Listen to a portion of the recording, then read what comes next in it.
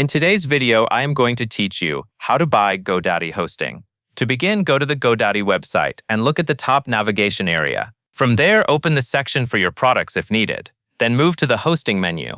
When you hover over hosting, you will see different options. Select web hosting if you want general hosting for a website, or choose WordPress hosting if you plan to build a dedicated WordPress site. This is an important choice because it helps match the hosting plan to the type of website you want to run. Once you are on the hosting page, scroll down and take some time to review the available plans. You will usually see options such as Economy, Deluxe, and Ultimate.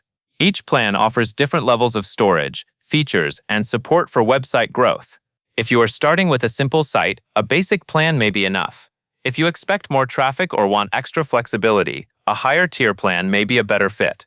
After comparing the options, click Buy Now or Add to Cart under the plan that meets your needs. Next, choose your billing duration. GoDaddy often gives you different term lengths, such as monthly or yearly billing. This part matters because the price can change depending on how long you commit for. A longer billing period may lower the average monthly cost, while a shorter one gives you more flexibility. Select the option that works best for your budget and plans. After that, click Continue to Checkout. This will take you to the payment and billing section. Here, select your preferred payment method such as a credit card or PayPal and enter your billing details carefully. Make sure everything is accurate before moving forward, since billing errors can delay your purchase.